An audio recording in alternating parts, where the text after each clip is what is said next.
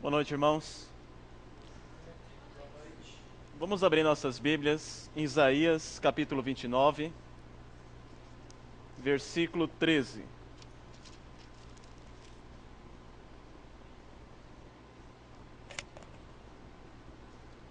Isaías, capítulo 29, versículo 13.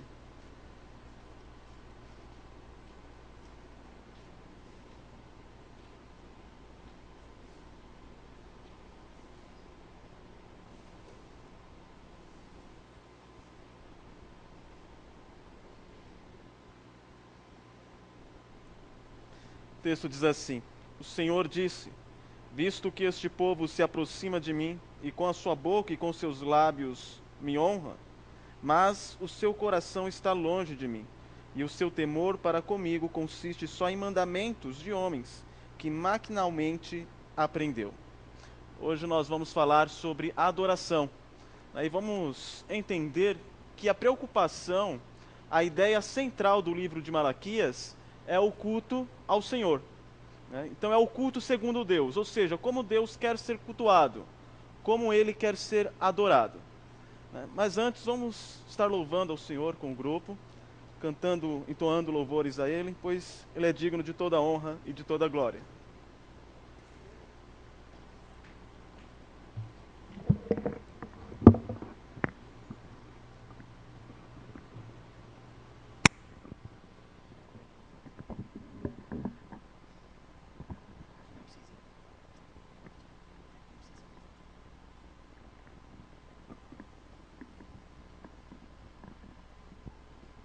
Peço que a igreja fique de pé.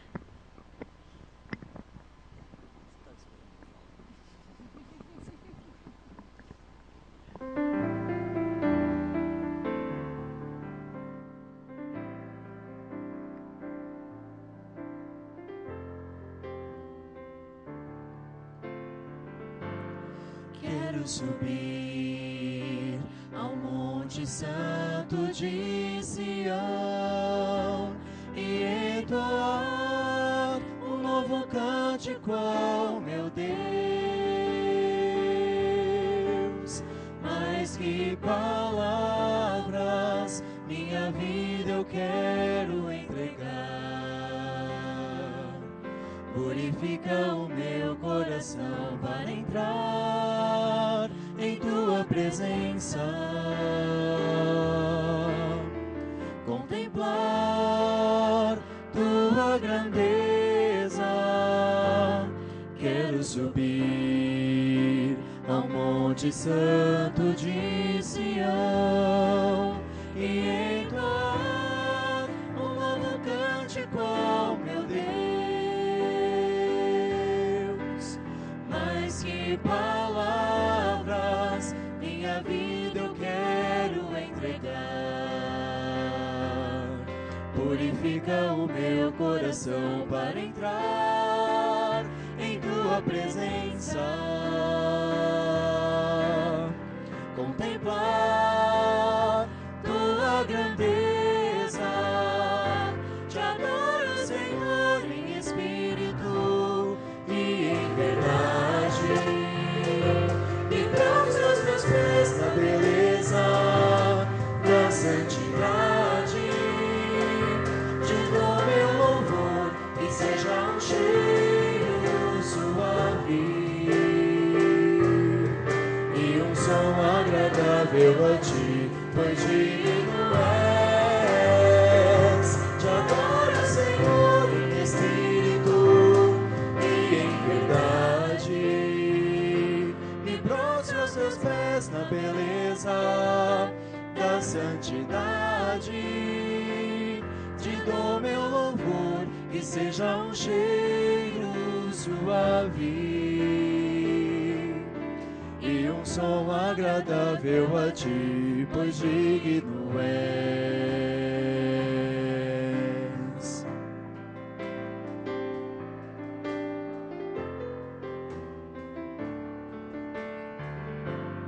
Quero subir ao Monte Santo de Sião e entoar um novo cântico ao meu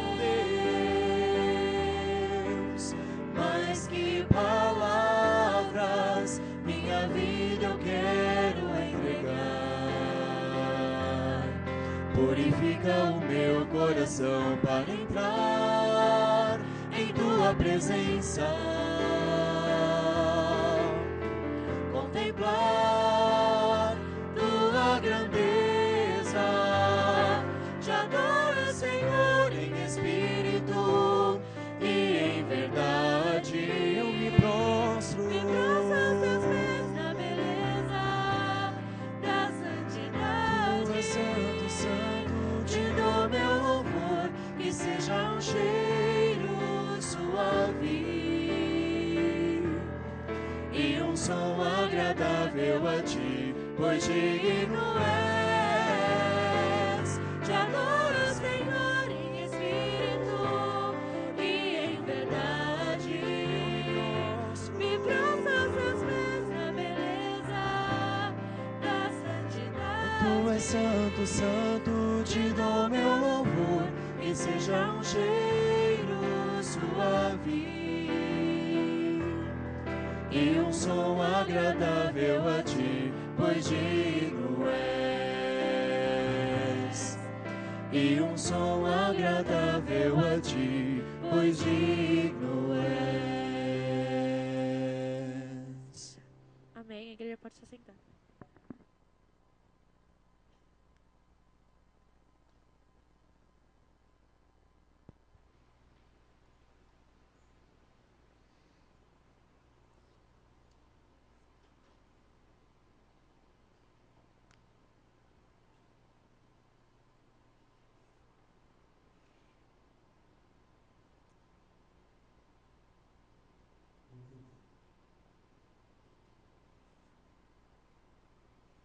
Falou alguma coisa? Estou escutando vozes. O reverendo Maurício está dando uma visão panorâmica do Evangelho de Marcos, como todos sabem. Hoje ele precisou estar no Mackenzie, onde ele está pregando, e no mês que vem eu iria iniciar um estudo sobre o livro de Malaquias. Então, acabei antecipando o estudo, fazendo uma introdução ao livro de Malaquias. Na próxima quarta-feira, o reverendo Maurício vai encerrar o livro de Marcos, e eu vou começar no segundo estudo, porque o primeiro eu vou dar hoje, sobre o livro de Malaquias. Deu para entender? Então, hoje nós vamos falar sobre o livro de Malaquias. Como nós havíamos dito no início, o assunto do livro de Malaquias é o culto a Deus.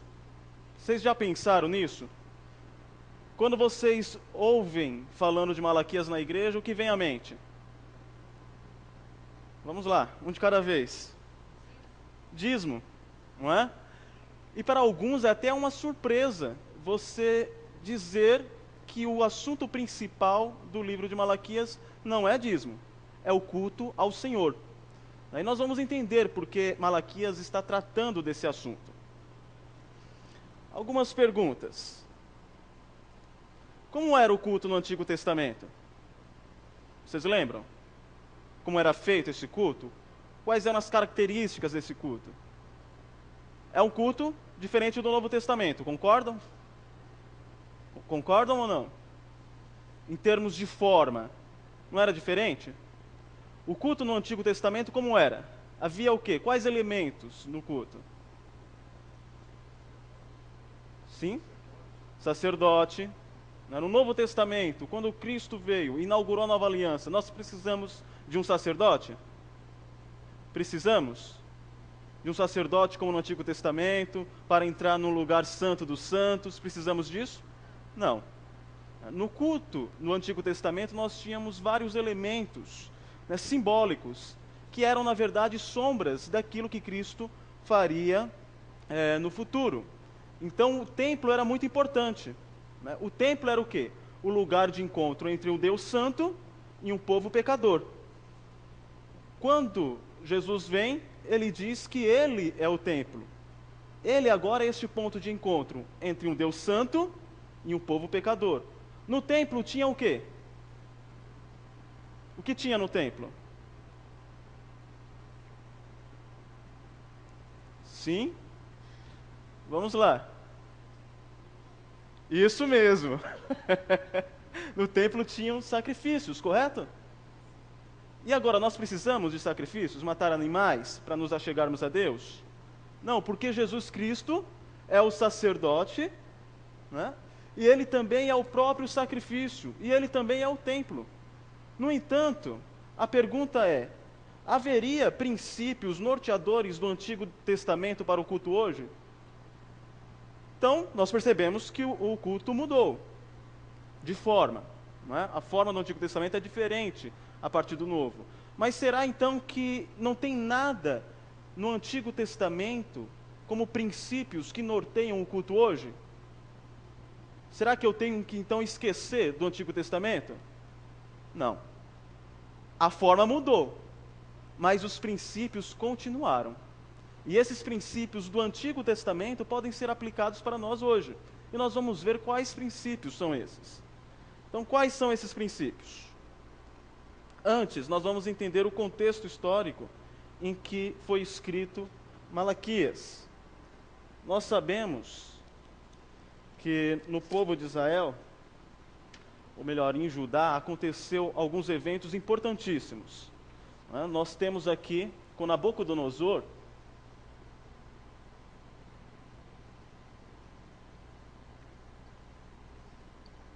algo muito importante, que é o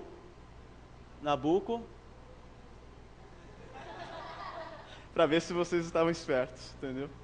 Nabucodonosor, ok? O que acontece aqui com ele? Repare que ele é um imperador babilônico, não é?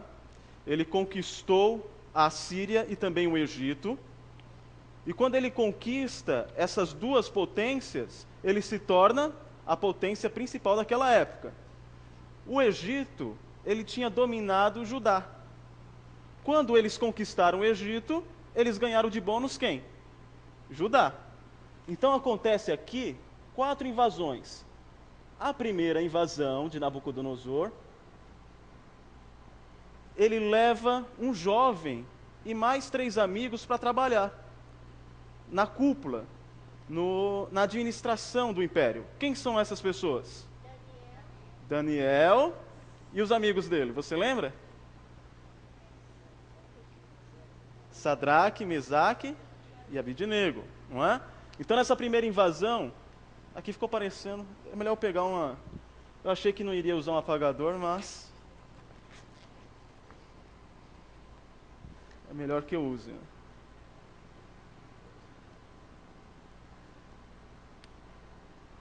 Então nessa primeira invasão, Daniel vai para o exílio. Ele vai trabalhar, porque a Babilônia havia crescido, não tinha gente suficiente para trabalhar na área administrativa do império. Então eles levam quem? Daniel e seus amigos. Depois, o rei Jeoaquim, que ficou lá em Judá e estava subordinado a Nabucodonosor, ele se rebela contra Nabucodonosor. Nessa rebelião, o que acontece? A Babilônia cerca Judá, nesse período ele morre de causas naturais. O filho dele, Joaquim, então Jeoaquim morre, entra Joaquim. O filho dele, Joaquim, começa a reinar com 18 anos. E ele já tem que segurar a bomba que o pai deixou para ele. Mas ele não consegue repelir o exército de Nabucodonosor. Acontece o quê? A segunda invasão. Nessa segunda invasão, Ezequiel vai para o exílio. Ele vai ficar um bom período.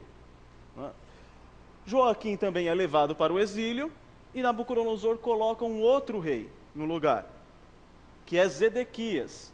O Zedequias está lá, dirigindo Judá, e ele então decide se rebelar contra Nabucodonosor. Foi uma boa ideia dele se rebelar? Não, não foi. Nabucodonosor ataca pela terceira vez, aí há uma terceira invasão, Zedequias é levado para o exílio, os filhos dele são mortos diante dele e depois ele tem seus olhos arrancados e jogado no calabouço. Então não foi uma boa ideia. Aí Nabucodonosor invadiu pela terceira vez, colocou um outro rei, que era Gedalias. Gedalias estava reinando, veio Ismael e matou ele, tomou o lugar de Gedalias e se rebelou contra Nabucodonosor. Foi uma boa ideia? Não, não foi. Não foi uma boa ideia. Aí aqui há a quarta invasão. Nessa quarta invasão, Nabucodonosor já está nervoso, irritado. Olha, eu tento dominar esse povo, mas eles não se subordinam a mim. Então o que ele faz? Ele destrói tudo. Ele destrói todos os edifícios. Ele leva boa parte para as pessoas de novo para o exílio. Algumas fogem para o Egito. Jeremias é forçado a fugir com algumas pessoas para o Egito também. Mas ele destrói tudo, e destrói inclusive o ponto de unidade de Israel, que era o templo. O templo então é destruído na quarta invasão. O tempo vai passando, vem outros reis no lugar de Nabucodonosor. Passado alguns reis, vem Nabucodonosor II. Vamos lá, vou acertar agora, hein? Nabucodonosor. Acertei? Nabucodonosor II. Ele tem um nome também conhecido como Nabonido. Esse Nabonido aqui, o Nabucodonosor II, ele não fica administrando na Babilônia, na capital. Ele vai para uma outra cidade e coloca o filho dele na Babilônia. O nome do filho dele é Belsazar. Lembram dele? Lá no livro de Daniel? Aí a Bíblia vai falar que Belsazar ele deu um banquete, para a corte. Nesse banquete ele vê algo de extraordinário na parede. O que está acontecendo?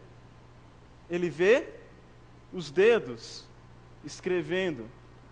Então as pessoas não sabem, os seus sábios não sabem distinguir, interpretar aquilo. Ele chama então Daniel.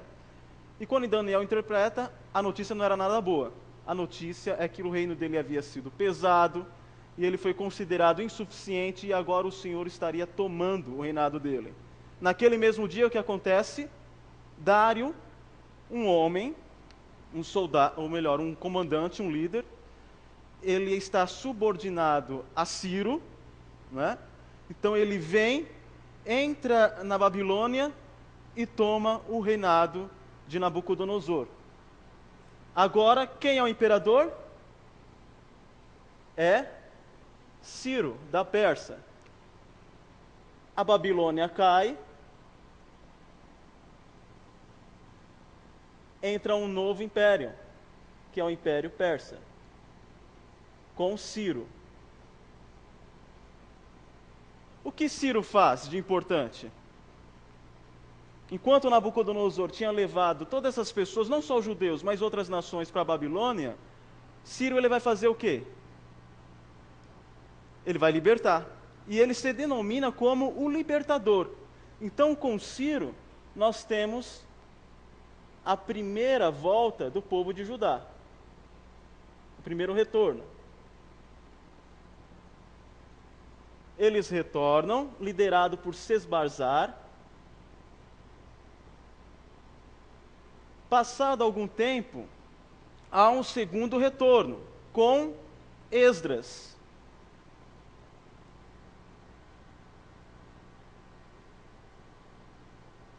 E que o Esdras vai fazer? Ele vai fazer o quê? Qual é a intenção de Esdras em liderar o povo? Reconstruir. Por quê? Eles receberam a notícia que iriam voltar para casa. Aí você lê o Salmo 126. Quando o Senhor libertou Sião, nós ficamos com quem sonha. A nossa boca se encheu de riso. E por isso, grandes coisas tem feito o Senhor, por isso estamos alegres. Mas então eles estão todos felizes, cantando, alegres, estamos voltando para casa. Quando eles chegam em Judá, o que eles veem? Destruição, morte, miséria. Então eles têm que reconstruir tudo de novo. Então por isso que o texto continua: restaura, Senhor, a nossa sorte como as torrentes do Negueve. Ou seja, o Senhor tem que nos restaurar, tem que nos ajudar. Eles tentam reconstruir no primeiro retorno, mas não conseguem. No segundo retorno, Esdras e Neemias vão influenciar o povo positivamente para que eles reconstruam. Então aí você tem o ministério de Esdras, esse aqui é o segundo retorno, segunda Esdras, e Neemias. Neemias, ele está preocupado na reconstrução das muralhas e Esdras do templo. Ok, eles conseguiram reconstruir o templo? Depois de muito custo, depois de muita oposição, sim. Estava tudo resolvido então, ok? Não. As paredes foram reconstruídas. O templo está lá. Mas o coração do povo ainda não estava adorando a Deus como deveria. Lembra o texto que nós lemos no início? Este povo me louva com os lábios, mas os seus corações estão longe de mim. Lógico que o texto de Isaías foi escrito em outro período, mas poderia ser aplicado para aquela situação do povo de Malaquias. Daí vem Malaquias. Passou-se 100 anos desde que Ciro libertou o povo de Israel. Durante esses 100 anos tivemos o ministério de Esdras, de Neemias, de Zacarias e de Ageu. O templo finalmente foi reconstruído, mas depois de 100 anos as pessoas ainda não estavam adorando a Deus devidamente. O templo estava lá, as coisas estavam funcionando, mas o coração deles estava longe de Deus. Daí surge então, quem? Malaquias. Então Malaquias não está preocupado com a reconstrução do templo, ele já foi construído. Ele está preocupado com o coração daquelas pessoas. Então imagine aqui trazendo para nós. A igreja aqui de Vila Formosa está reclamando porque não tem um bom lugar para adorar. Antes do ar-condicionado, dos bancos confortáveis. Então, eu vou adorar a Deus quando nós tivermos um bom templo, um lugar confortável. Aí se constrói este templo, né? Reforma, tal, etc. Ficou legal? Ficou, está ótimo. Mas as pessoas continuam longe de Deus. Conclusão, o problema não é físico. É o quê? Espiritual. Eles não estão entendendo essa relação com Deus. Surge então Malaquias. E o contexto histórico ele pode ser resumido da seguinte forma. Você tem lá o cativeiro, que nós falamos. Depois do cativeiro, o retorno, que se dá de duas fases, o primeiro e o segundo. O povo está esperançoso, olha, vamos retornar, vamos reconstruir. Depois de muito custo, Esdras consegue fazer com que o povo reconstrua boa parte de Judá, mas eles continuam frustrados. Por quê? Porque as coisas materialmente não tinham melhorado. Eles continuavam ainda sobre o jugo do Império Persa. Eles continuavam dando impostos altíssimos para o governo persa. Então faltava pouco para eles. Eles viviam num período de seca, num período de miséria, num período em que o povo estava muito insatisfeito. Então o povo está frustrado. A questão é, puxa vida, passou-se 100 anos, né? Nós conseguimos restaurar boa parte de Judá, mas as coisas não melhoraram totalmente. Será que Deus se esqueceu de nós? Será que Deus não nos ouve? Será que Deus não vai restaurar Judá nunca? Afinal, por que a promessa dele demora tanto a se cumprir? Aí as pessoas continuavam indo ao templo? Sim, mas eles iam de qualquer jeito. Eles iam com o coração longe de Deus. Já tentou aplicar isso para você? Você passa por uma dificuldade, e aí você fica até esperançoso, olha, as coisas vão mudar, Deus vai mudar isso, mas passa anos e as coisas não mudaram. E você continua com os mesmos problemas.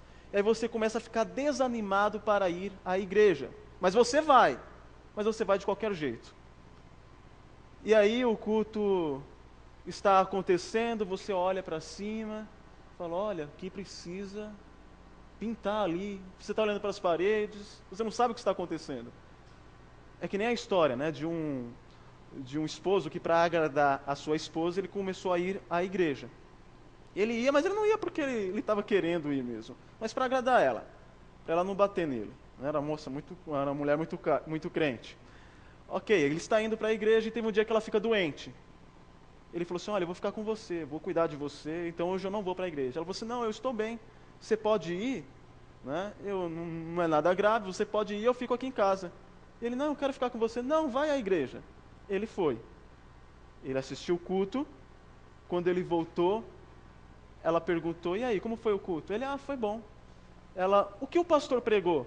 Ele pregou sobre o pecado. Ela, sobre o pecado. E o que ele disse? Não sei, eu acho que ele é contra. Ele estava voando, né? Totalmente fora. Então a ideia era muito parecida, as pessoas iam por ir. Mas elas estavam passando por dificuldades, elas estavam frustradas, e elas iam apenas para cumprir seu dever religioso. Esses são os efeitos, a apatia, né, a distância de Deus. Então a questão a ser refletida é, qual é o proveito de servir a Deus, cultuá-lo e dedicar tempo para honrá-lo, se as coisas não vão bem? Eu estou vivendo pior do que o ímpio. Os persas estão reinando. Eles são um povo que respeitam a Deus, que adoram a Deus, que cultuam o Deus verdadeiro? Não. Mas eles estão no auge. Eles estão em ascensão. Quanto a nós, o povo escolhido de Deus, os judeus, nós estamos vivendo em miséria. Será que vale a pena servir a Deus? Será que vale a pena você ir à igreja enquanto tem um ímpio com a vida bem melhor que a sua em termos materiais, até mesmo de saúde? Afinal, eles têm os melhores convênios. Será que vale a pena cultuar a Deus nessa situação? Era essa a questão daquele povo. É uma questão que não tem nada a ver com a gente, né? Isso não acontece hoje. Não? Não acontece. Isso não passa na cabeça das pessoas. É lógico que ninguém aqui vai admitir, né? Mas nós somos oscilantes. E corremos, sim, o risco dessas coisas passar pela nossa cabeça. Então o local do culto havia sido restaurado. Faltava agora a restauração dos corações. E como Deus fará isso? Como Deus irá restaurar o seu povo? Por meio do profeta. A Bíblia não diz que sem profecia o povo se corrompe? Então, como Deus vai trazer o povo de volta para os princípios elementares da adoração? Por meio da profecia. Por meio da sua palavra sendo exposta e aplicada ao seu povo. É nesse contexto que surge o profeta Malaquias. Malaquias significa mensageiro de Yahvé, mensageiro de Deus. É o nome de Deus lá, que é o tetagrama. Acho que não vai dar para... Em outro momento nós explicamos aí esse YW, YHWH. O hebraico ele tem consoantes, mas só que essas consoantes você coloca ela mentalmente. Melhor, as vogais, você coloca ela mentalmente. Você vê as palavras, né, as consoantes, e mentalmente você coloca. Então, vamos simplificar isso para o português. Você vê C, S, aí você coloca um A, formou a palavra casa. Então, o judeu ele só lê, ele vê as consoantes e coloca a vogal mentalmente. Passado algum tempo, o nome de Deus ele era só pronunciado uma vez por ano pelo sacerdote. Então, com o passar do tempo, eles esqueceram a pronúncia exata. Porque eles só liam as consoantes, não sabiam qual era a pronúncia. Isso aconteceu, foi perdido no cativeiro, que eles ficaram 70 anos, eles acabaram esquecendo. Mais para frente, eles pegaram as vogais de Adonai e fizeram um juntamento, né? Uma fusão. Pegaram as vogais de Adonai e colocaram junto desse tetagrama, dessas 4 letras. Aí ficou Yavohá. Aí Lutero foi traduzir. Na época, no alemão não tinha o Y, né? Uma letra para transliterar para o Y, ele colocou J. Aí ficou Jeová. E aí foi mudando, aí hoje nós temos Jeová e Yahvé. Mas resumindo, ninguém sabe exatamente qual é a pronúncia exata do nome de Deus. Essa pronúncia acabou se perdendo no decorrer do tempo, principalmente no exílio.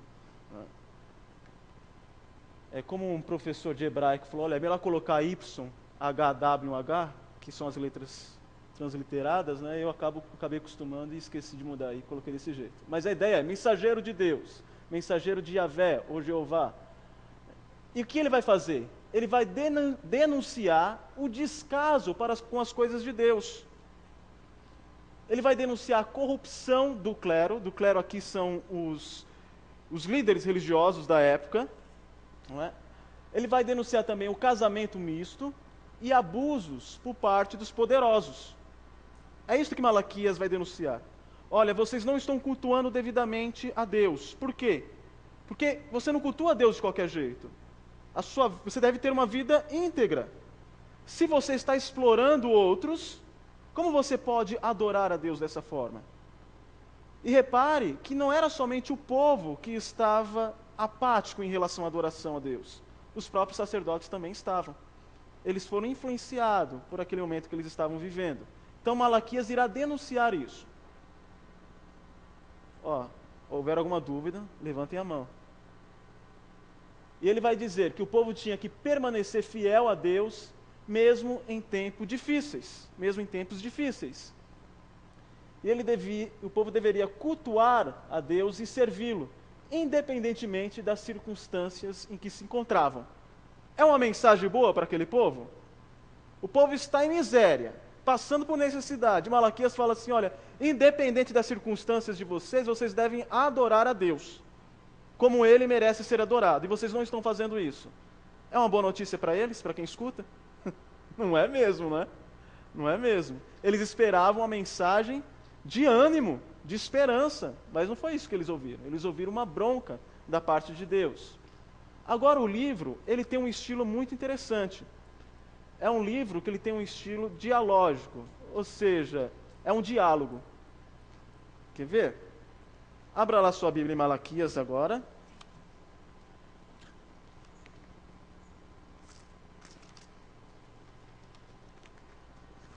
Só você achar Mateus e voltar um livro.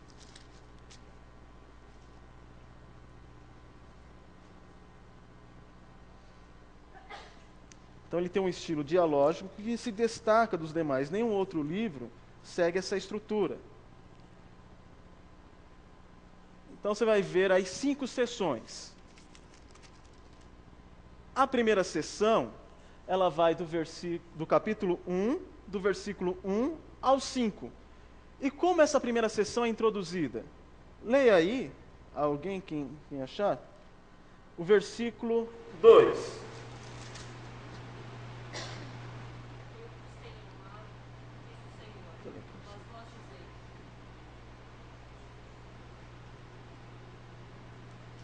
Eu vos tenho amado, diz o Senhor, mas vós dizeis, em que nos tens amado? Não foi Esaú, irmão de Jacó?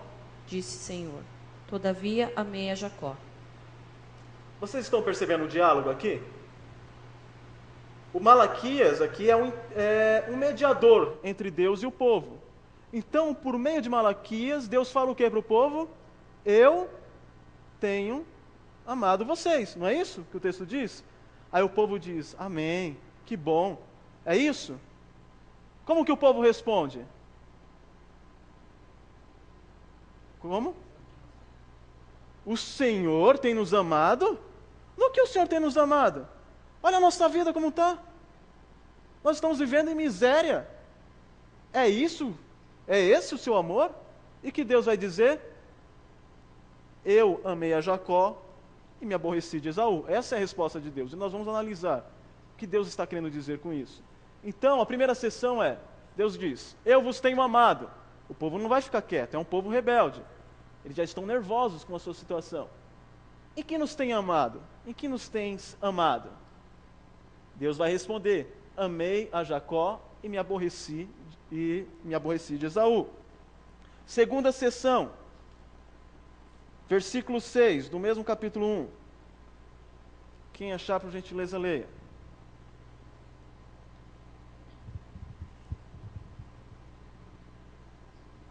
Que leriam, né? Ivone? Versículo 6. O filho honra o pai, e o servo ao seu senhor. Se eu sou pai, onde está a minha honra? E se eu sou Senhor, onde está o respeito para comigo? Diz o Senhor dos exércitos, a vós outros, Ó sacerdotes, que desprezai o meu nome, vós dizei, em que desprezamos nós o teu nome? Pode ir. Aí depois você passa para o próximo. Então, o que está acontecendo nessa segunda sessão? Deus diz: vocês me desrespeitam. Vós me desrespeitais. O povo fica quietinho e aceita isso? Não. No que nós te desrespeitamos? Deus está dizendo: olha, eu sou como um pai, onde está a minha honra? Aí ele fala: mas no que nós estamos te desrespeitando? Aí Deus vai responder: quando vocês profanam o culto. E ele está falando isso para os sacerdotes. Aí ele vai mostrar no que os sacerdotes estavam profanando o culto. Nós vamos ver que tem uma expressão que Deus usa que é muito interessante, que o sacerdote não estava fazendo o serviço direito. Então, na hora de sacrificar o animal, eles tinham que separar a pele, a carcaça e os excrementos, para que aquilo não fosse algo imundo e oferecer só a parte boa para Deus. E eles ofereciam tudo. Sabe o que Deus diz? Eu vou pegar o excremento e vou esfregar na cara de vocês. Duro, não é? E tem uma outra parte que nós vamos ler no decorrer do estudo, que Deus diz assim: quando vocês começam a me cultuar, eu não vejo a hora desse culto acabar. Já pensou? Deus olhando no relógio assim, ó. Tá, quando vocês vão parar com isso? Que terrível, não é?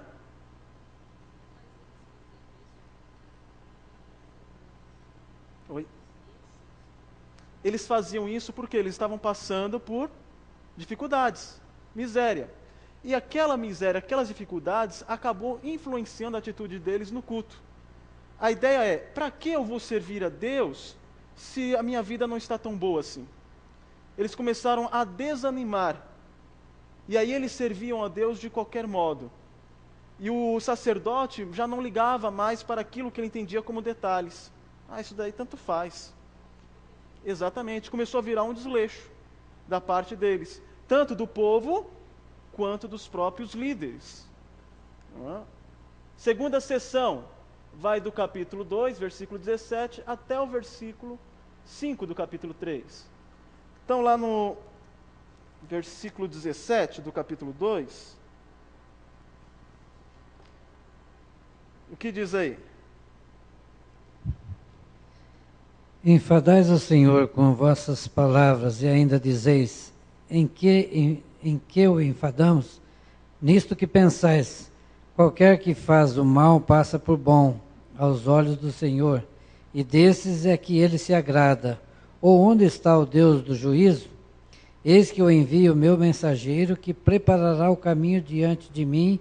De repente virá a seu templo o Senhor, a quem vós buscais, o anjo da aliança, a quem vós desejais.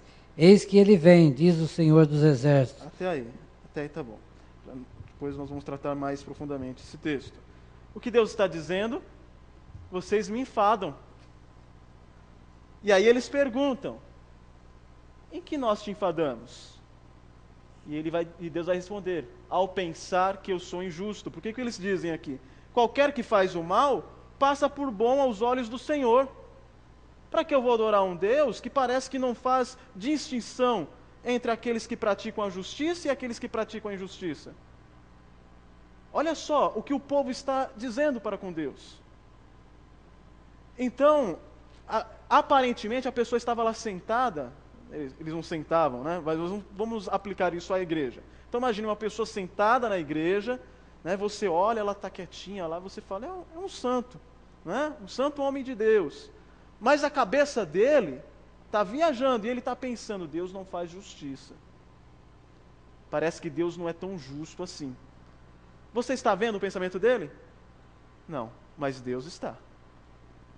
E Deus está dizendo: olha, eu não aceito o culto de vocês. Esse culto é enfadonho, porque vocês não me cultuam verdadeiramente. Vocês estão cultuando aparentemente, mas vocês pensam que eu sou injusto. E vocês dizem: qualquer que faz o mal passa por bem aos olhos do Senhor, e desses é que ele se agrada. Olha o que eles estão dizendo em seus corações: Deus se agrada de quem faz o mal. Afinal, os persas, eles não adoram o Deus verdadeiro, eles estão lá no auge. É desses que Deus se agrada. Ou onde está o Deus do juízo? Deus escuta, né, entre aspas, os pensamentos daquelas pessoas. Sabe o que está no coração deles. E eles dizem, e Deus diz, vocês estão me enfadando com o culto de vocês, porque vocês não estão ali de coração. Essa é a terceira sessão. Quarta sessão. Quarta sessão, ela vai começar no versículo 7 do capítulo 3. O que diz o versículo 7?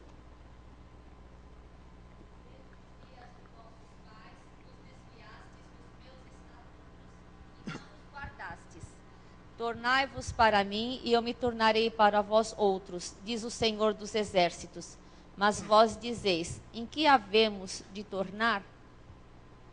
O que Deus está pedindo aí? O arrependimento do povo. Tornai-vos a mim, e eu vos tornarei a vós. E o povo diz, sim, Senhor, nós faremos isso, certo? Não. O que nós havemos de tornar? Por que eu devo me arrepender? Tornai-vos a mim. O povo responde, em que havemos de tornar? O que aconteceu? Vamos fazer uma oração aqui? Vamos voltar. Acho que deu problema aqui. Ok, o povo diz, Deus diz, tornai-vos a mim. E o Senhor, Deus diz, tornai-vos a mim. E o povo responde, o que nós tornaremos? Por que nós devemos voltar para o Senhor? Por que se arrepender? Alguém acelerou aí, né? Calma, gente, estou terminando. Ok. Não vou nem usar isso aqui mais, que eu fiquei com medo.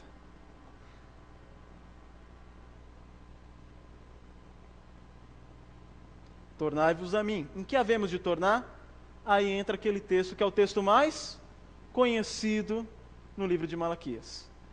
Parem de roubar os dízimos e parem de roubar nas ofertas. É interessante que aqui nós vamos entender que Malaquias ele está usando o dízimos e as ofertas como uma expressão de culto ao Senhor. Lembram? Qual é o texto, o assunto principal de Malaquias? O culto a Deus. Então Malaquias vai usar aqui dízimos e ofertas como uma expressão de culto ao Senhor. Vocês não estão cultuando a mim. E vocês querem ver um exemplo? Vocês me roubam nos dízimos e nas ofertas. E pare aí, que aí ele vai mostrar, nós vamos ver, né, mais para frente, que a consequência da miséria deles estava relacionada à falta de adoração verdadeira e também a esse aspecto de reter os dízimos e as ofertas. Porque o dízimo e a oferta faz parte da aliança de Deus com o seu povo. E lá em Deuteronômio diz, se vocês obedecerem, vocês vão colher o quê?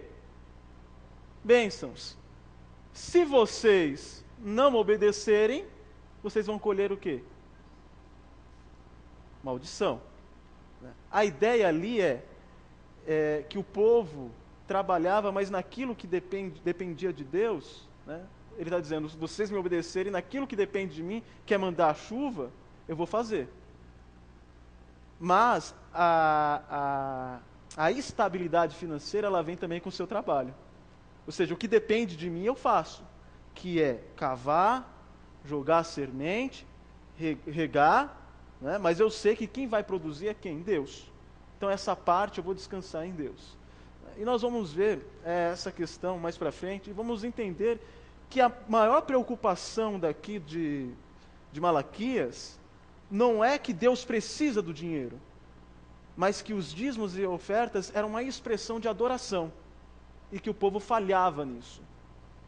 E por último, na última sessão, a quinta sessão, Deus fala, as tuas palavras foram duras contra mim. Deus está dizendo para o povo, vocês disseram palavras duras contra mim. E que o povo diz, o que nós falamos contra ti? Então, versículo, deixa eu ver na minha Bíblia aqui, versículo 13. diz assim, podem ler quem está com o microfone, desculpe. Versículo 13 do capítulo 3. As vossas palavras foram duras para mim, diz o Senhor. Mas vós dizei, que temos falado contra ti? Versículo 14.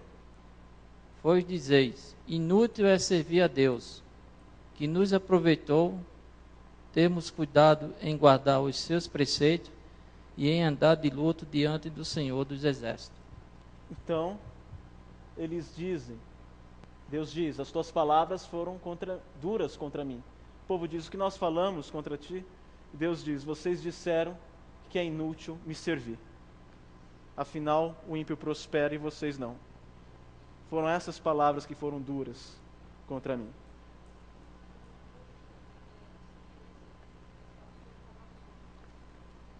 Sim, suas palavras foram duras contra mim. A tradução exata, posso ver aqui, mas eu não lembro desse texto no original. Mas a ideia é, vocês disseram palavras desagradáveis, palavras que foram ferinas, palavras que expressaram a rebeldia do povo. Né?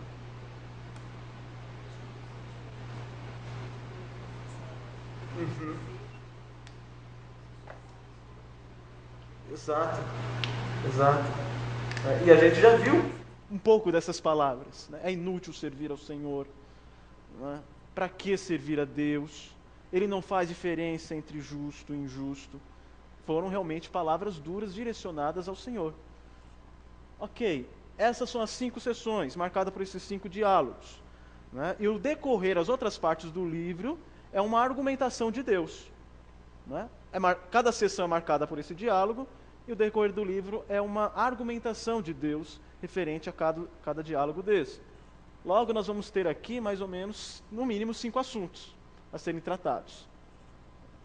O livro termina, então, com a promessa do grande dia do Senhor. E ele diz, quando Deus irá definitivamente sanar toda a dívida e silenciar todo o questionamento. E quando isso iria acontecer? Na vinda do Messias. Aí vocês vão saber a diferença entre o justo e o injusto, entre aquele que serve a Deus e aqueles que não servem. É muito interessante, tem uma parte do livro que ele diz que o povo clama por justiça e Deus diz assim, tudo bem, eu vou levar a justiça para vocês, e vai começar por vocês. Aí o povo, não, agora não, né? O Senhor não é bem assim. Sabe aquela coisa, Senhor, eu quero justiça, o Senhor não está sendo justo comigo. Aí Deus diz assim para você, ok, é a justiça que você quer, eu vou começar por você. Você é perfeito? Aí você já fica mais receoso, né? É isso que nós vamos ver. Mas considerações finais em relação a esse texto, a essa introdução. A ideia geral do livro de Malaquias é o culto segundo Deus, como Deus quer ser cultuado.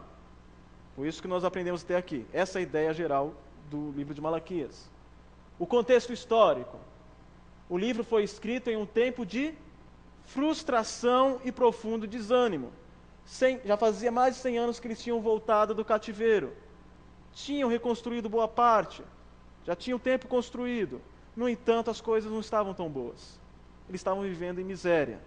Esse era o contexto. O profeta, quem é o profeta? É Malaquias. E o que significa Malaquias? Mensageiro do Senhor, mensageiro de Deus. E Malaquias exorta os sacerdotes e ao povo para que eles se arrependam. O povo tinha que permanecer fiel a Deus, mesmo em tempos difíceis. E o livro ele está em um estilo de diálogo. É um diálogo com o povo. Né? E Malaquias é então um intermediário. Sendo assim, nós chegamos à primeira parte. Deixa eu ver que horas são. A gente só introduz essa parte e nós falamos mais na próxima aula.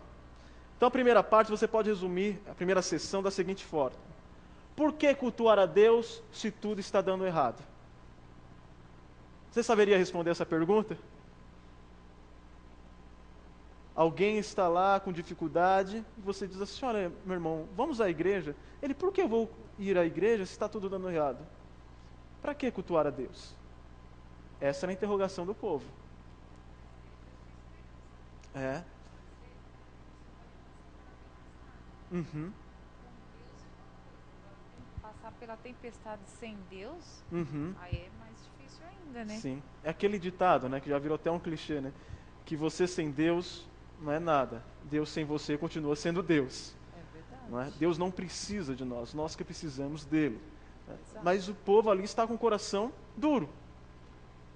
E eles estão pensando nisso. Por que cultuar a Deus se tudo não está indo bem? Se as coisas não estão indo bem? Como Deus irá responder essa pergunta?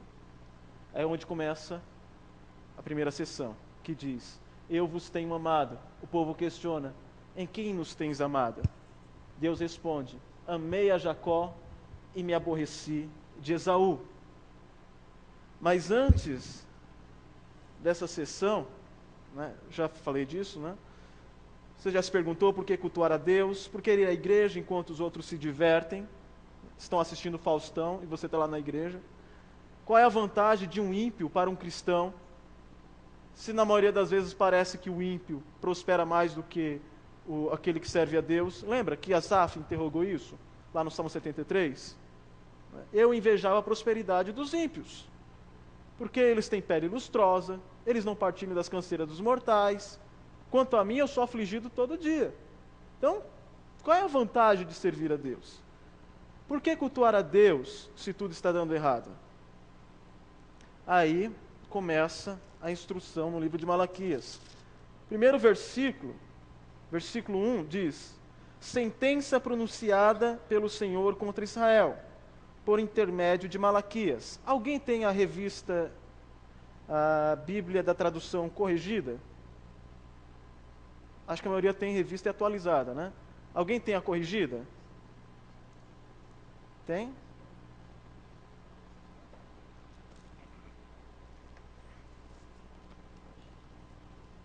Você tem aí? Vamos ver se tem alguma diferença. Então, o livro começa: sentença pronunciada pelo Senhor contra Israel, por intermédio de Malaquias. Na corrigida, ela começa de outra forma. Você encontrou, Vitor? Está rodando? Não. Vai orando, Esther.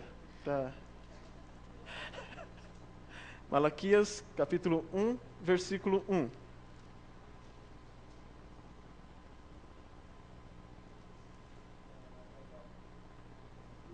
Está igual? Ele começa como? Por intermédio de Malaquias. Peso do Senhor. A diferença? Sentença, peso? Sentença é uma coisa assim que não parece ser muito boa, né, ser ouvida. Mas a palavra no hebraico literalmente é peso. Peso da parte do Senhor, pronunciado por intermédio de Malaquias contra Israel. Então a ideia de peso é o que eles vão ouvir não é algo muito bom. E essa palavra era um peso para quem? Para o povo, não é? Mas só para o povo também? Essa palavra representava um peso para quem? Só para o povo? Eu entendo aí que isso era um peso tanto para quem ouvia, tanto quanto para quem falava. A maioria dos nossos pregadores hoje, daqueles que não têm tanto compromisso com Deus, é falar aquilo que o povo quer ouvir. O povo estava passando por dificuldades. Se fosse nessa época, esse povo aí caísse nas mãos de um pregador da teologia da prosperidade, o que será que eles iriam, o que esse pregador da prosperidade iria pregar para aquele povo? Tá difícil, tá ruim, vamos clamar aí e dar uma oferta boa que Deus vai mudar a história de vocês. Não é isso? É um peso para quem está pregando isso? pregando essas coisas boas? Claro que não. Se você prega aquilo que as pessoas querem ouvir, você vai ser carregado pelas pessoas. Olha, é esse pregador que eu quero ouvir. Mas era um peso, primeiro, para quem pregava essa mensagem. Porque era uma mensagem dura.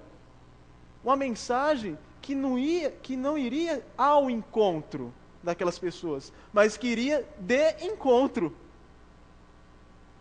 Era uma mensagem dura que eles iriam ouvir.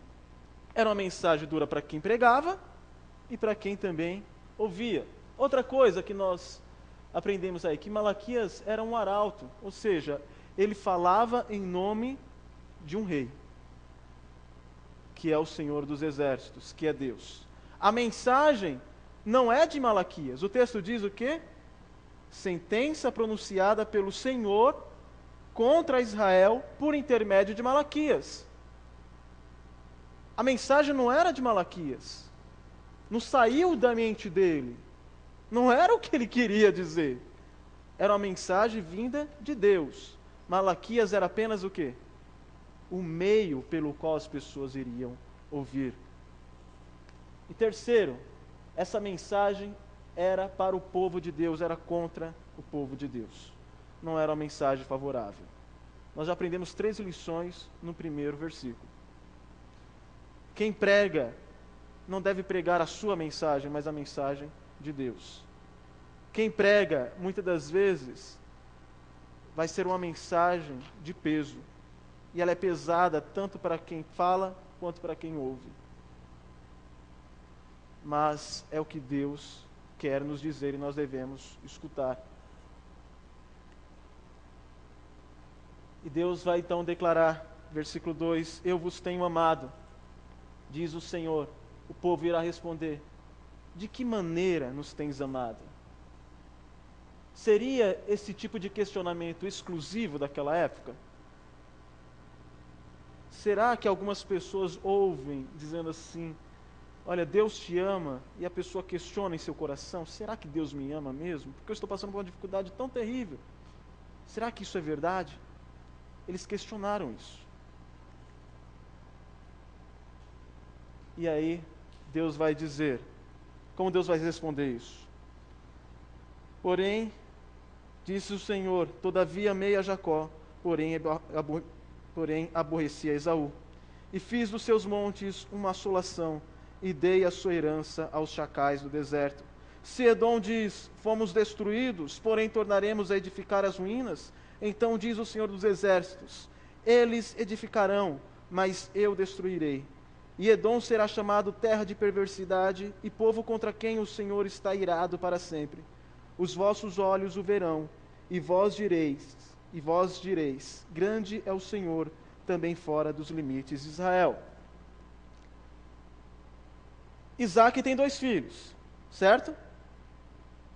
Qual o nome deles? Quais os nomes?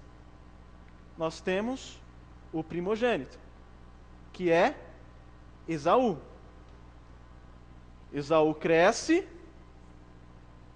e da descendência dele sai um povo. Como é o nome desse povo? Edomitas. Né? Então a palavra Edom significa vermelho. A ideia de que esse vermelho está fazendo referência ao guisado de quando o Jacó comprou a primogenitura de Edom. Então ele ficou meio marcado por aquele estigma. Né? O vermelho, o Edom. De Esaú nascem os edomitas. De Jacó vem quem? O povo de Israel. O que Deus está dizendo aqui? Vocês dizem que eu não amo vocês? Mas eu amei a Jacó.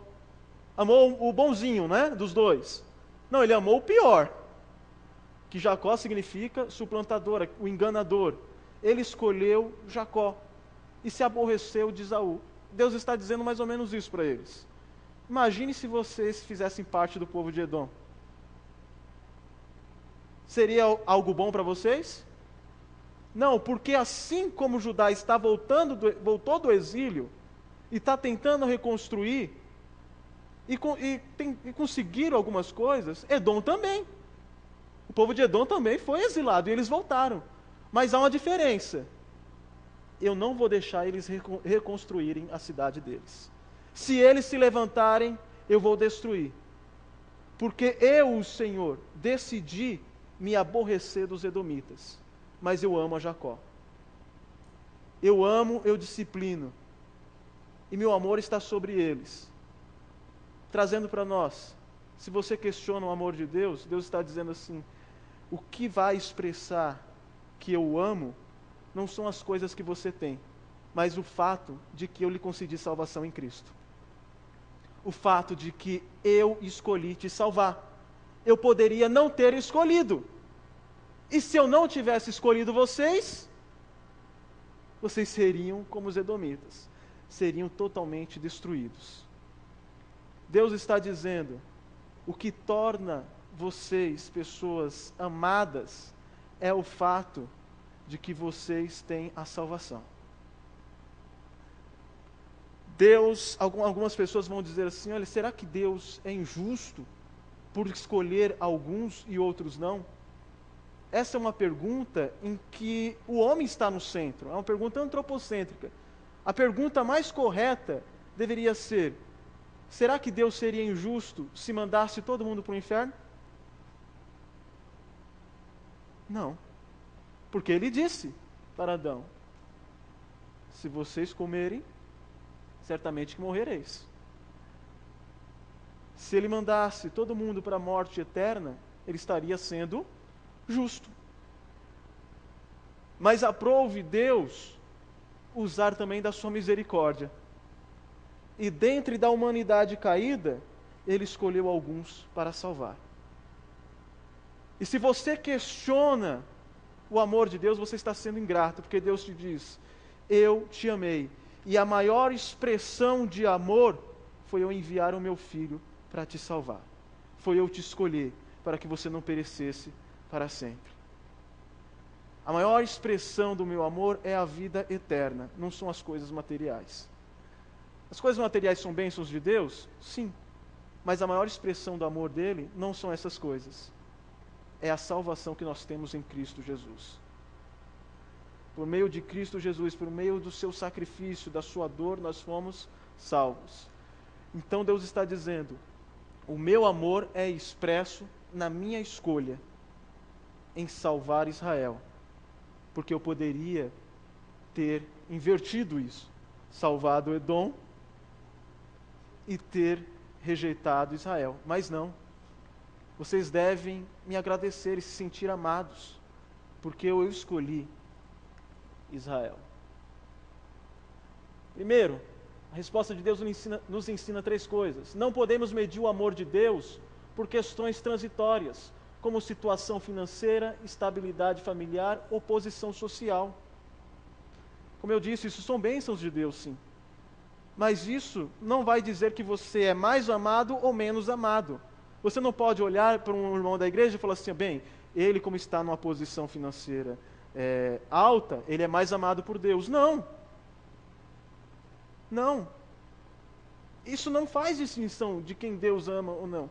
Do contrário, isso significaria que todo ímpio rico é amado por Deus, nesse sentido salvífico. Mas não. Segundo, Deus nos ama porque não nos rejeitou para sempre. Ele poderia ter nos rejeitado, assim como rejeitou a Esaú, a Edom. Essa é uma referência aos descendentes de Esaú, que foram desalojados de sua terra. E eles não conseguiram reconstruir a cidade deles como Judá conseguiu. Terceiro, com excesso de confiança, os edomitas afirmavam que se Edom fosse destruída, seria edificada novamente. Deus, porém, diz que caso ela fosse reerguida, ele a destruiria novamente. A ideia aqui é: Deus está lhe provando, está lhe disciplinando com as dificuldades, mas ele não está contra você. Lá em Tiago, diz assim que aquele que se faz amigo do mundo se torna inimigo de Deus. Paulo, ele diz em Filipenses 4, se não me engano, no versículo 11, ou 13, tudo posso naquele que me fortalece. não é? Tudo posso naquele que me fortalece. Então, se Deus está ao seu favor, você pode suportar todas as coisas. Agora imagine Deus contra você. Malaquias, inspirado por Deus, está dizendo: quer ver uma prova de amor? Deus escolheu vocês e rejeitou Esaú. Vocês poderiam estar aqui, no grupo do Esaú. Deus está eternamente contra Esaú. Vocês poderiam estar aqui, numa situação que Deus estivesse contra vocês. Mas não é o que aconteceu. E vocês querem uma expressão maior de amor do que essa?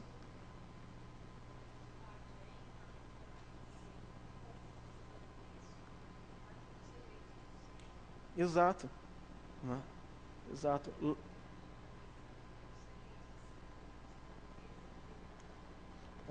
E lembrando que a justiça de Deus não é como a nossa. Romanos 9, vamos ver? Romanos 9. Vai contar a mesma história que nós estamos falando aqui.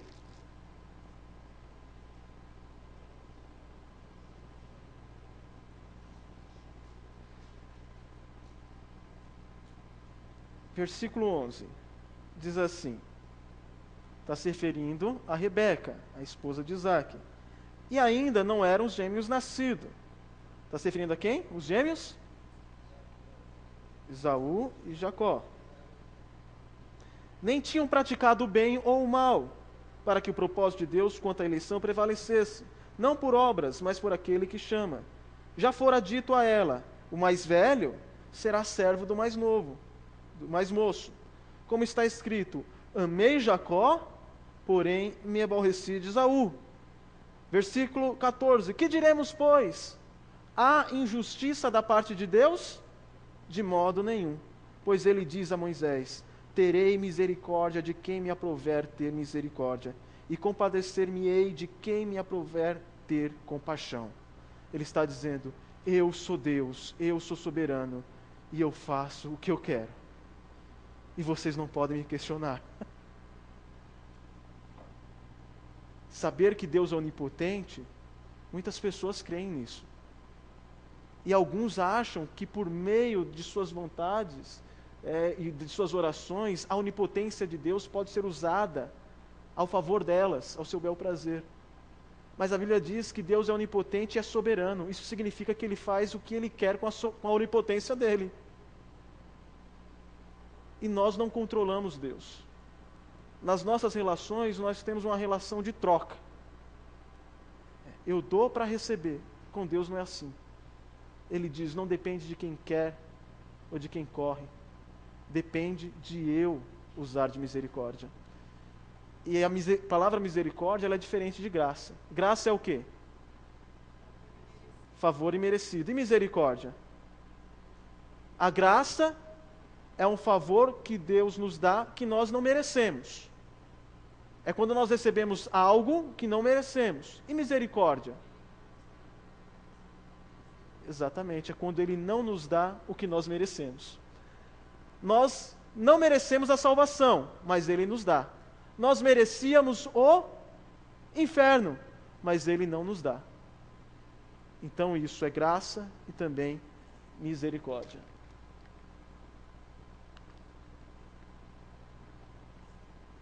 Para concluir, irmãos, considerações finais e algumas aplicações. A conclusão é que o nosso culto a Deus, a nossa devoção a Deus, não devem depender das circunstâncias. Eles estavam passando por necessidades, por dificuldades. E Deus não vai usar o profeta para passar a mão na cabeça daquele povo. É uma sentença, é um peso contra Israel da parte do Senhor. Enquanto o povo diz, Deus não nos ama, o Senhor vai dizer, eu vos amo sim, mas meu amor não é expresso nos bens materiais, mas no fato de que eu escolhi vocês para serem salvos. E na verdade a disciplina é uma outra expressão do amor de Deus. Hebreus 12 vai dizer que o Senhor disciplina o filho a quem ama. E se vocês não estão sendo disciplinados, é porque são bastardos e não filhos. E o texto continua: a disciplina no momento parece que não tem proveito algum e é motivo de tristeza. Mas depois que nós passamos por ela, entendemos o propósito de Deus, o que Ele queria com aquilo, e ela torna-se então motivo de alegria, sabendo que foi o cuidado do Senhor. Alguns estudiosos vão dizer que aquele texto tinha em mente o contexto da época, em que um romano, quando ele tinha um filho fora do casamento, ele dava parte da herança e deixava aquele filho se virar por conta. Mas quando era um filho legítimo, ele colocava aquele filho para trabalhar com os empregados, para que aquele filho tivesse uma experiência, uma vivência, para que mais tarde soubesse administrar os bens do pai. Mas era motivo de alegria? Não era. Ele queria ser um filhinho de papai. Mas não era isso que o pai fazia. Ele colocava o filho para trabalhar, para aprender. E aquilo era uma expressão de amor. A maior prova do amor de Deus é que Ele nos escolheu para sermos filhos e herdeiros do novo céu e da nova terra. Efésios 2 diz que nós éramos filhos da ira, filhos da desobediência. Não éramos filhos de Deus, por natureza. Mas aprove Cristo Jesus nos salvar. E em Cristo somos considerados filhos. Fora de Cristo, não. Em Cristo somos adotados por Deus. Fora de Cristo, não. Fora de Cristo somos filhos da ira, filhos da desobediência. Mas aprove Deus nos chamar para a sua família por meio de Cristo. Isso é uma prova de amor. Enquanto nós merecíamos o inferno por causa dos nossos pecados, Ele nos deu a salvação. Terceiro, Deus requer que o amemos e o adoremos pelo que Ele é, não por alguma suposta recompensa que Ele possa nos dar em troca. Eu gosto da frase do John Piper, que ele diz assim: as pessoas procuram a Cristo porque o veem como o Senhor da prosperidade. E elas se aproximam de Cristo. Mas não porque elas amam a Cristo. Elas amam o quê? As riquezas. As pessoas buscam a Cristo porque o veem como o médico dos médicos. Não porque elas amam a Cristo de fato, mas porque elas amam a saúde. Isso não significa que você não pode orar pela sua vida financeira, pela sua saúde, não é isso. Mas você não pode fazer com que essas coisas se tornem ídolos em seu coração, a ponto de você se aproximar de Deus só por causa disso. A ideia é: eu vou louvar a Deus por tudo que Ele tem feito por mim, pelas bênçãos que eu tenho, sim. Mas se essas bênçãos falharem, eu continuarei louvando. O que Jó diz? Ainda que ele me mate, eu o louvarei. A mulher dele diz: amaldiçoa teu Deus e morre. Mas não é o que ele faz. A ideia é: eu vou continuar louvando, porque tudo pertence a Ele. E mesmo que Ele retenha, Ele continua sendo Deus, e eu seu servo. E isso significa que Ele deve ser louvado. Alguma pergunta? Alguma pergunta? Alguma colaboração?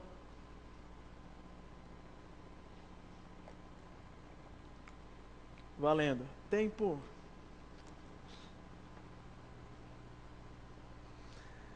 Uma coisa que, só para concluirmos, nós entendemos é que essas questões foram levantadas séculos atrás. Mas elas são tão atuais, não? Os tempos mudaram, mas o homem não. Essencialmente, ele continua com as mesmas questões sendo levantadas. Ah, a teologia da prosperidade está aí há 100 anos. Bem, essa nomenclatura, talvez. Mas essa inclinação de se aproximar de Deus por aquilo que Ele nos dá, pelas suas bênçãos, a inclinação de ter uma relação de troca com Deus, se Ele me der porque Ele me ama, se Ele não me der porque Ele não me ama, isso sempre existiu, há séculos atrás. nós vamos perceber no livro de Malaquias que ele é um livro que trata de questões atuais. Porque na verdade nós não mudamos muito, nós continuamos com as mesmas questões. E a palavra de Deus tem tudo, tem o suficiente para nos orientar quanto a isso, nos mostrar qual é a vontade de Deus referente a isso. Não há perguntas? Vamos ter uma palavra de oração. Sem ser esta quarta, na próxima, nós vamos falar sobre a segunda sessão, que tem como título: Cultuar a Deus exige devoção verdadeira e sinceridade de coração. Louvamos-te, ó Deus, pela tua graça, pelo teu amor, pelo teu cuidado para conosco. Nós lhe agradecemos, ó Pai, pelas bênçãos que o Senhor nos dá, pois elas também são expressões da tua graça e da tua misericórdia. Nós te louvamos pela nossa família, pelos nossos relacionamentos, por aquilo que nós temos materialmente. Louvamos-te, ó Pai, também pela saúde. Mas, ó Pai, que esteja no nosso coração a ideia de que, ainda que essas coisas nos faltem, o Senhor ainda deve ser adorado. Nós devemos nos render diante de Ti, independente das circunstâncias. A nossa adoração deve ser incircunstancial. E isso, muitas das vezes, é muito difícil para nós, ó Pai. Nós somos fracos, oscilantes e carecemos do Teu cuidado, do Teu consolo, para nos mostrar, ó Pai, que ainda que as Suas bênçãos nos faltem, nós jamais perderemos a bênção maior, que é a bênção da salvação em Cristo Jesus. E que naquele dia, ó Pai, o Senhor nos garante que ainda que passemos por tribulações, ainda que pisemos o chão duro do deserto, um dia os nossos pés pisarão em ruas de ouro. Ainda que choremos amargamente aqui na terra pelas nossas dores, aflições, pelos nossos problemas financeiros, nossos problemas de saúde, um dia o Senhor irá enxugar todas as lágrimas. Quanto aos ímpios, ó Pai, mesmo que eles prosperem aqui na terra, no dia o Senhor fará distinção entre aquele que o serve e aquele que não o serve, e os ímpios serão totalmente aniquilados. E, ó Deus, ensina-nos a entendermos que quando nós comparamos a nossa vida eterna com a do ímpio, nós somos mais felizes, porque ao contrário deles, nós temos a salvação em Cristo Jesus. Quanto a eles, só lhe restam a tua ira, ó Pai. E, ó Senhor, nós não sabemos quais são os teus eleitos. Porém, ó Pai, no entanto, ó Deus, capacite-nos a pregarmos o Evangelho a toda criatura, para que eles saibam que a maior satisfação que eles possam sentir não estão nas coisas transitórias desse mundo, mas estão em Ti. Pois de Ti vem a paz que excede todo entendimento. Paz essa que não está fundamentada nas coisas transitórias da vida, mas paz esta que está em Cristo Jesus, que nos traz esperança de um gozo eterno, de uma vida de alegria contigo, ó Pai, aonde teremos e desfrutaremos da verdadeira alegria, que é a alegria eterna, que é a alegria de estarmos com Cristo Jesus e desfrutarmos do céu e posteriormente de novos céus e nova terra. Leve-nos em paz, ó Pai, aos nossos lares e, ó Pai, que nós vivamos esta verdade para a honra e glória do Teu santo nome. Nós oramos no nome santo de Jesus Cristo, aquele que nos salvou, que nos tirou das trevas para as Tuas maravilhosas luz. No nome dele que nós oramos. Amém. Nós temos algum visitante? O Vitor? Nós estamos encerrando e bom ver o Arthur, né? Vamos estar orando por ele para que as coisas deem tudo certo, tudo é no tempo do Senhor, né? E vamos descansar nele, sabendo que ele tem o melhor para nós. Quem gostou foi a namorada, né? Mas é uma alegria revê-lo. Que Deus continue abençoando grandemente. Algum aviso, irmãos? Natália quer dar um aviso da mocidade?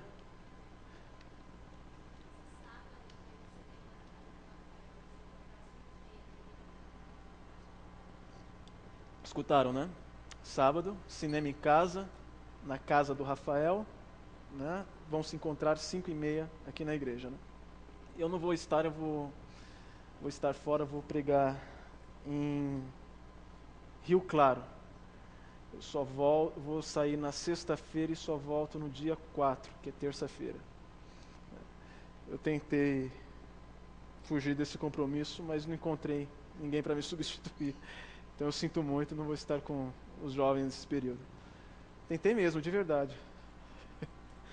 Deus os abençoe, irmãos.